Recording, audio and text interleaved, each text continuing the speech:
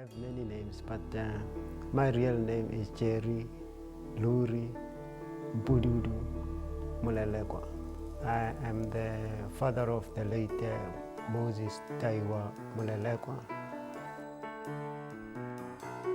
who was born in 1973. He was like a miracle child in the family. Moses was the only son that I had.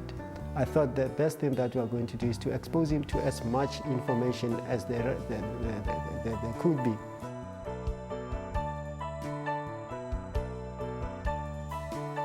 We have already passed 1976. The struggle was going on, but then for kids not to write examination, it was a very big concern for me. So I said, okay, let me make this, for instance, on Saturdays, at least he can go and attend lessons at Fuba. I went into a couple of piano rooms there, and then there was this particular one where I found this young man who was playing busy on the piano. When I looked at Moses, I could see that he was very much fascinated. I said, you see, if you keep on coming here, this is how you'd look like. Once he was 11 years old, for the first 3 months I was accompanying him, you know? And I think after that onwards, he was going there by himself. And I don't remember one time when he said he's not going out there. So I was very much happy that he had that drive already at that age, that he wanted to be in that environment. Because I wanted to be what Moses was as a child. Because in the house, everywhere there was music. We used to sing together as a family. We used to go to church every Sunday. Mr. Spamlao was still the principal there, or the head of Fuba. So he said that it is important when we bring our kids out there, they must have at least something to practice with at home. You know? So I bought him this acoustic guitar, where I bought him most of the sheet music that I wanted him to play.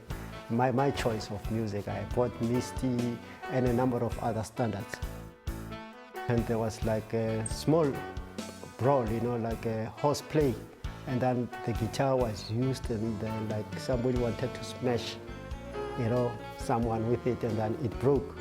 And I thought, no, maybe it would be best, because when we bought the guitar, I was desperate to actually get him a piano, but everywhere we went, when we wanted to buy him the upright piano to have in the house, everybody would say the piano is already sold. That is when we were trying to buy from the classified. I bought him a little Casio to keep him going. So many times when he was practicing the scales, he would run out of space because he wanted to really go beyond the size of that keyboard. I think the Casio helped a lot, because when he was busy composing some of the songs, one of them was Mountain Shade, he would always call me and say, come and listen to this. How does it sound? I say, no, I don't hear what you're saying. It's not together, it will come together, don't worry.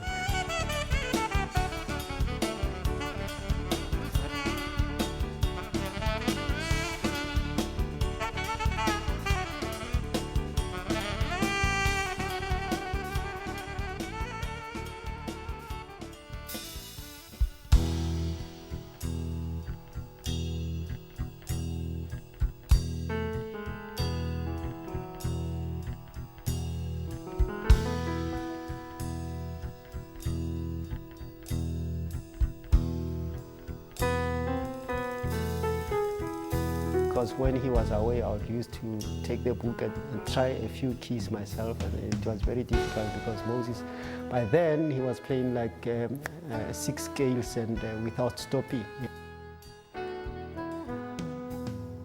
There were times that we didn't pay for his tuition. He got bursaries, and then Mr. Spamla suggested later sometime that Moses must come in for as a full-time student, because then they were offering a matric.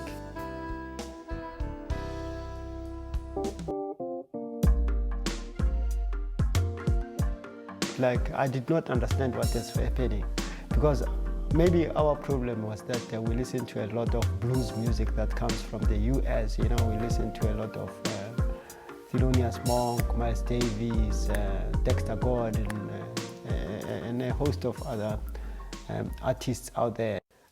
Even up to today, I believe that he had not arrived yet, but every time he did something very good, all I could do from behind in the audience, I would always just shed a tear.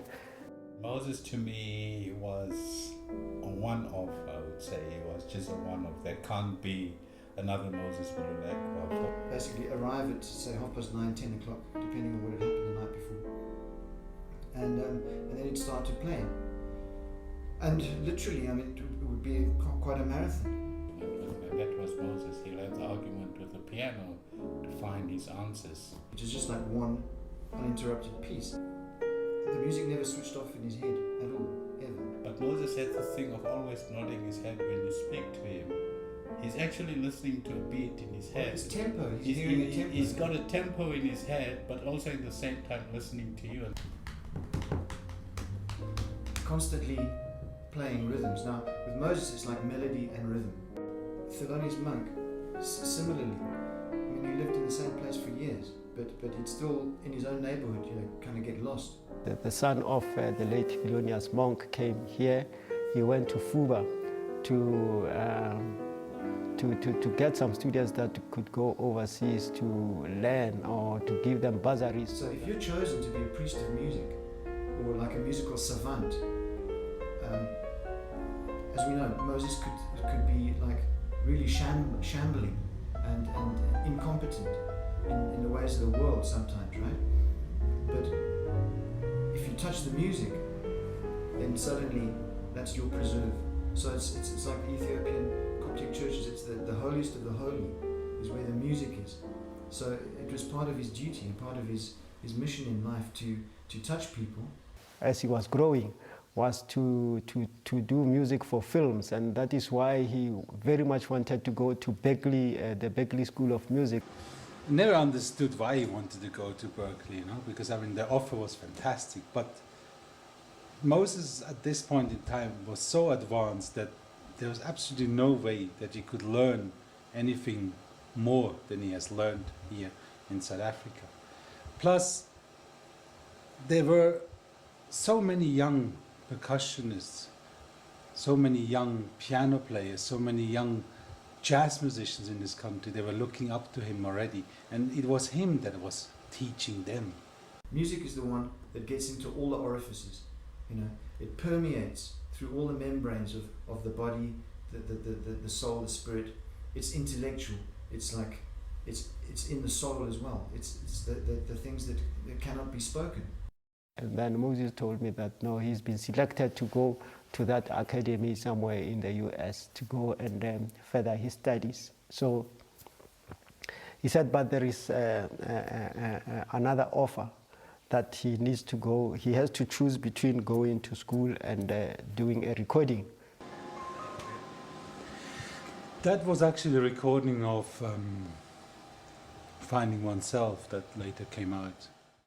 And I did not know that he was actually influenced, because later on when I spoke to Robert, he told me that he talked him out of it because what he was going to learn there he already had. Berkeley wasn't really the right thing for him, so I was talking him out of it, kind of, because he did want to do his album. I cannot compromise. This is an opportunity for me to do my own album. It is the biggest opportunity. It's a dream come true. Moses to me wasn't a jazz pianist at all. No. He was an African piano player. After I met him in 1993 in Johannesburg at that famous live concert where I saw him twice in completely different setups, he was, to me at that level, he had achieved something that he needed to go in the studio and put it down, because he was like tops already, unbelievably tops for a student of 19 years or 18 years.